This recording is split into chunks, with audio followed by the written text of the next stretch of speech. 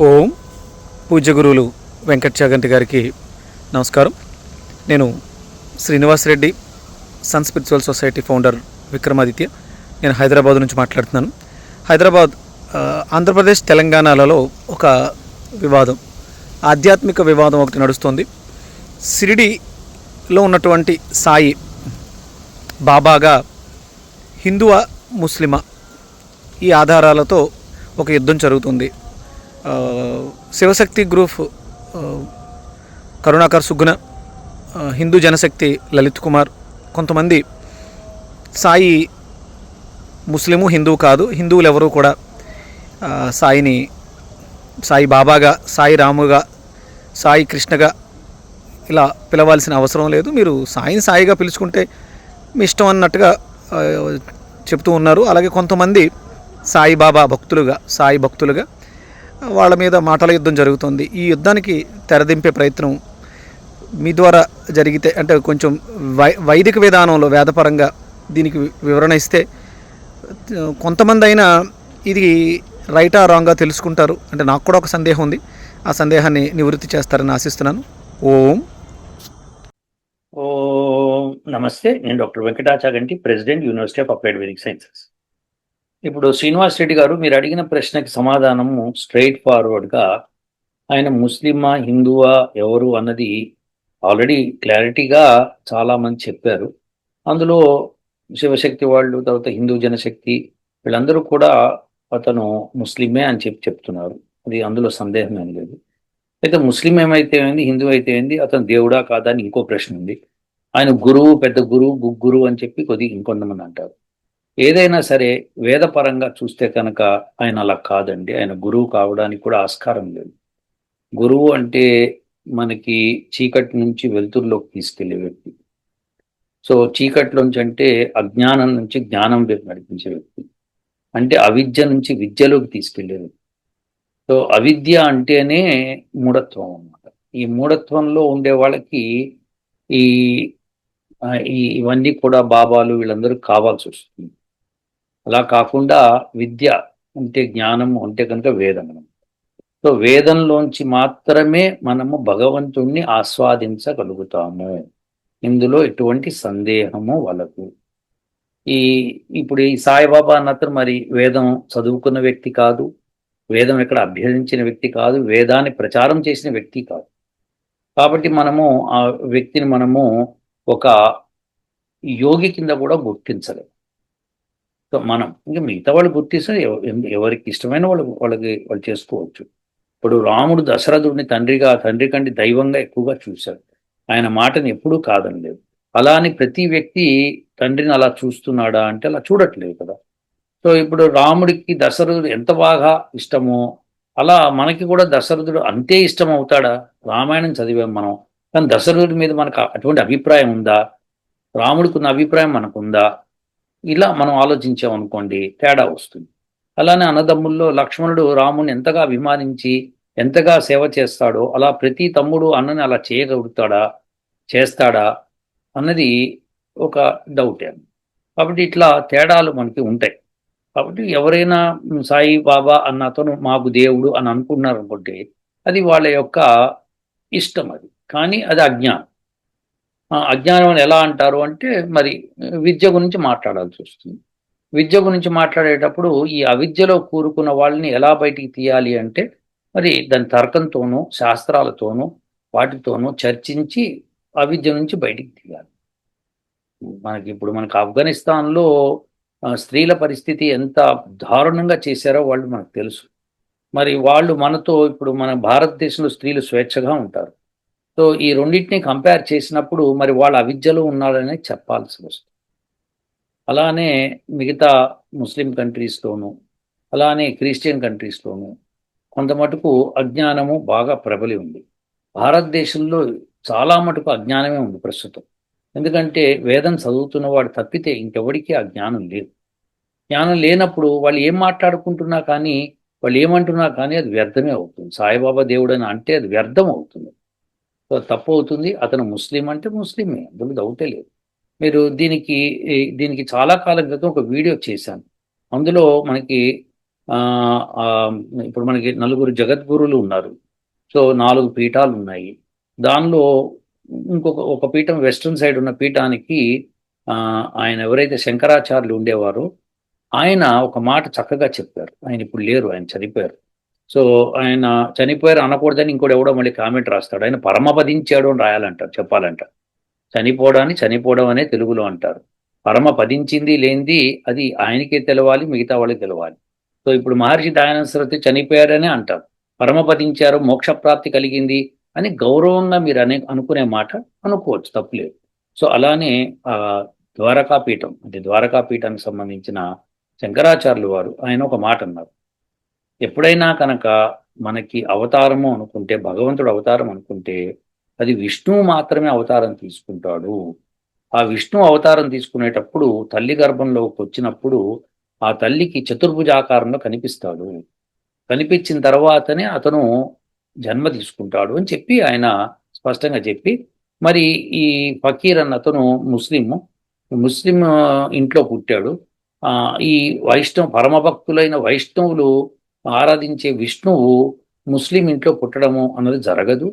జరిగింది అంటే వాళ్ళు విష్ణు భక్తులు అయితే గానీ అట్లా జరగదు అని చెప్పి స్పష్టత ఇచ్చాడు.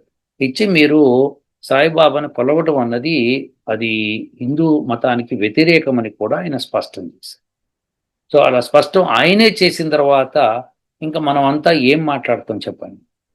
ఆయన స్పష్టంగా శంకరాచార్య జగద్గురువులు అని చెప్పుకునబడే ద్వారకా మఠానికి ఆయన పీఠాధిపతి, ఆయన చెప్పారు ఆ విషయం. ఫోర్ మనం అందరం కూడా ఆయనతో పాటు, ఆయన మన జగద్గురువు కాబట్టి ఆయన మీకు ఇష్టమైతే పాటించండి, లేకపోతే లేదు, కానీ చెప్పింది స్పష్టత ఉండుతుంది. వారు నమ్మిన సిద్ధాంతానికి స్పష్టత ఇచ్చారు. సో మనం కూడా అలానే స్పష్టతతో ఉండాలి తప్పితే మనం సాయిబాబాను కొలవటం కానీ ఇలాంటివి చేయటం అన్నది అవిద్యలో ఇంకా కూరుకుపోవటమే అవుతుంది తప్పితే విద్య ఎన్నటికీ కాదు. వేదం ద్వారానే మనకి విద్య వస్తుంది తప్పితే ఇంకోటి రాదు. ఇప్పుడు విద్య అనగానే ఈ నాస్తికులు వీళ్ళందరూ ఈ ఐన్స్టీన్ విద్య నేర్వలేదా, అంత పెద్ద సైంటిస్ట్ అంటే అది విద్య కాదు నాయన, దాన్ని విద్య అనరు. విద్య అంటే ఏంటో మనం నేర్చుకోవాలి. ఫస్ట్ విద్య అంటే తెలవాలి. అవిద్య అంటే కంప్లీట్గా అసోసియేషన్ అన్నమాట. అసోసియేషన్ విత్ ప్రకృతి. ప్రకృతితో ముడిపడిపోవడాన్ని అవిద్య అంటారు. సో ఇప్పుడు మనం ఏవైతే టెక్నాలజీ ఇవన్నీ చేస్తున్నామో అవన్నీ అవిద్యకు సంబంధించినవే కానీ విద్యకు సంబంధించినవి కాదు అని ఉద్దేశం అన్నమాట. విద్య అంటే పరమాత్మ గురించి తెలుసుకోవడం, బ్రహ్మం గురించి తెలుసుకోవడమే విద్య అవుతుంది. అది వేదంలో తప్పితే ఇంకెక్కడా స్పష్టత ఇవ్వలేదు. కాబట్టి మనం కూడా ఇప్పుడు ఆ సాయిబాబా అన్న అతను వేదం చదివిన వ్యక్తి కాదు, ఉపనిషత్తులు చదివిన వ్యక్తి కాదు, దర్శనాలు చెప్పిన వ్యక్తి కాదు, కనీసం వాటిని చదివి బోధించిన వ్యక్తి అంటే అసలే కాదు. సో ఇవన్నీ కానప్పుడు అతన్ని గురువుగా తీసుకునే వాళ్ళు మనం అజ్ఞానంలో ఉన్నారని చెప్పచ్చు. ఇప్పుడు వాళ్ళు ఆయన గురువుగా తీసుకుంటారు. ఇప్పుడు మనకి తెలంగాణలో ఒక జాతర జరుగుతుంది. ఆ జాతరకి మరి అడవిలో ఉండే వాళ్ళు దేవతగా కొలుస్తారు. మిగతా వాళ్ళందరూ కొలుస్తున్నారా అంటే డౌటే కదా, కొలవరు కదా. సో ఎవరికి నచ్చిన వాళ్ళు విధానాన్ని వాళ్ళు అడాప్ట్ చేసుకున్నారు. కానీ ఇక్కడ సాయిబాబా అన్నది మటుకు మనం అందరం కూడా తప్పకుండా వ్యతిరేకించాల్సిన విషయం. ఆ చిన్నప్పుడు ఈ ఎద్దుల బండి ఒకటి వేసుకొని ఆ ఎద్దుకి 4 కాళ్ళు 2 కాళ్ళు ఎక్స్ట్రా ఉంటాయన్నమాట, ఇది వీప్ మీద. అవి మరి అతికించుకొని తీసుకొస్తారో వాళ్ళు, అది మరి అట్లా పుట్టినయో తెలియదు. తీసుకొచ్చేది సాయిబాబా మహత్యం అని చెప్పి అక్కడ కూర్చొని అప్పట్లో అది చిన్న మైక్ ఏదో పెట్టుకొని అరుస్తూ గోలగోలగా తిరుగుతుండేవాళ్ళు. చందాలు వసూలు చేసి ఆ చందాలందరితోనూ అక్కడికి మహారాష్ట్రకి తీసుకెళ్లేవాళ్ళు. ఇది ఒక రకమైన వాళ్ళు వ్యాప్తి చేశారు అట్లా. అలా వాళ్ళు వ్యాప్తి చేశారు కాబట్టి అలా వీళ్ళందరికీ వచ్చేసింది. కానీ విద్య తెలిసిన వాళ్ళు ఎప్పుడు కూడా సాయిబాబాని దేవుడని కానీ గురువు అని కానీ ఎట్టి పరిస్థితుల్లో ఒప్పుకోరు. అతను ముస్లిం అయితే ముస్లిమే అయి ఉండాలి, క్రిస్టియన్ అయితే క్రిస్టియన్ అయి ఉండాలి, హిందూ అయితే హిందువే అయి ఉండాలి. కానీ ముస్లింగా ఉంటూ నేను హిందువుగా చలామణి అవుతూ వీళ్ళందరి దగ్గర నేను మన్నన పొందుతాను అంటూ మోసం చేయటం, అది అలా మోసం జరిగింది కాబట్టి వీళ్ళందరూ కూడా వ్యతిరేకిస్తున్నారు. సో నేను కూడా వేదపరంగా అయితే ఆయన ఎట్టి పరిస్థితుల్లోనూ ఒక గురువుకు కూడా అర్హత ఉండదు. మంచి వ్యక్తి అన్నారు కూడా, మంచి వ్యక్తి అంతవరకే నేను చెప్పగలుగుతాను తప్పితే ఇంకా అది చీకట్లోంచి వెలుతురులోకి తీసుకెళ్లే మార్గం అయితే ఆయన చేయలేడు. అది జరుగుతుంది. అది శ్రీనివాస్ రెడ్డి గారు. సో మనం దాని నుంచి ఇంకా చర్చించి వ్యర్థము. ఎక్కడెక్కడో రకరకాలుగా రకరకాల మనుషులు రకరకాల వాళ్ళని వాళ్ళు ఆరాధిస్తూ ఉంటారు, ఎందుకంటే వాళ్ళకి ఏవో బెనిఫిట్స్ వస్తాయి కాబట్టి. పరమాత్ముడు అన్నవాడు ప్రపంచంలో ప్రతి ప్రాణికి సమానం. బ్రహ్మమొక్కటే, పరబ్రహ్మమొక్కటే అని చెప్పి మనకి అన్నమాచార్య పాట ఉంది. సూర్యుడు ఎట్లయితే తన వెలుతురిని అన్ని ప్రాణుల మీద సమానంగా ఆయన పడతాడు. ఎవరికి ఎక్కువ, ఒకరికి తక్కువ ఉండదు. మనం ఎక్కువ తక్కువలు చేసుకుంటామేమో కానీ సూర్యుడు మటుకు తన కాంతిని ప్రతి ప్రాణికి సమానంగా పంచుతాడు. సో అలా మనకి పరమాత్ముడు ప్రతి ప్రాణి అందునూ ఉన్నాడు. అలాంటి పరమాత్మని మనము గ్రహించాలి తప్పితే ఇలా ఎవరిని పడితే మానవులు సహజంగా జరామరణాలు పొందే వాళ్ళని మనము పరమాత్ముడి కింద కానీ ఒక దివ్య శక్తి కింద కానీ చూడకూడదు. దేవత అనాలంటే కనుక దేవతకు అర్హతలు ఉంటాయి అన్నమాట. సో దేవత అంటే ఏంటి? దివ్యమైన గుణాలు కలిగిన వాళ్ళు అని. సో దివ్య గుణాలు కలిగిన వాళ్ళు వేదం చదువుతారు. సో వేదం తెలుసుకోకుండా దివ్య గుణాలు ఎక్కడి నుంచి వస్తాయి? రావు కదా. అందుకని మనము వాళ్ళని దేవతలను కూడా అనలేము.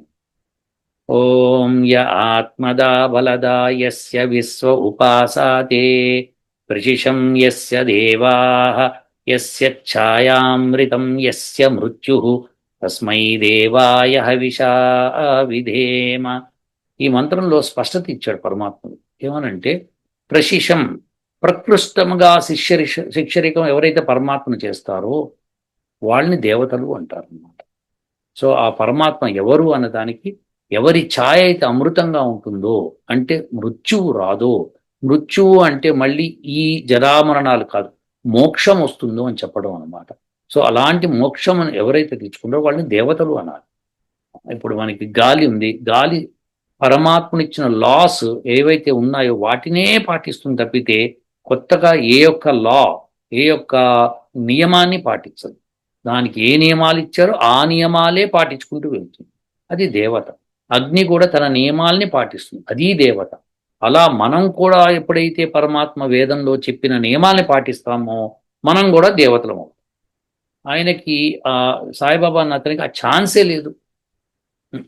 ఎట్టి ఛాన్స్ లేదు. వేదం చదవకుండా ఛాన్స్ లేదని. మంచివాడు అయి ఉండొచ్చు కాక, చాలా మంచివాడు, అందరికీ నచ్చినవాడు, అందరూ ప్రేమించదగ్గవాడు అయ్యుండవచ్చు గాక. కానీ అతని ఎట్టి పరిస్థితుల్లోనూ దేవుడవడానికి, గురువు అవ్వడానికి అర్హత అయితే ఉండదు. ఇది మనం గ్రహించాలి. అదే శ్రీనివాసరెడ్డి గారు.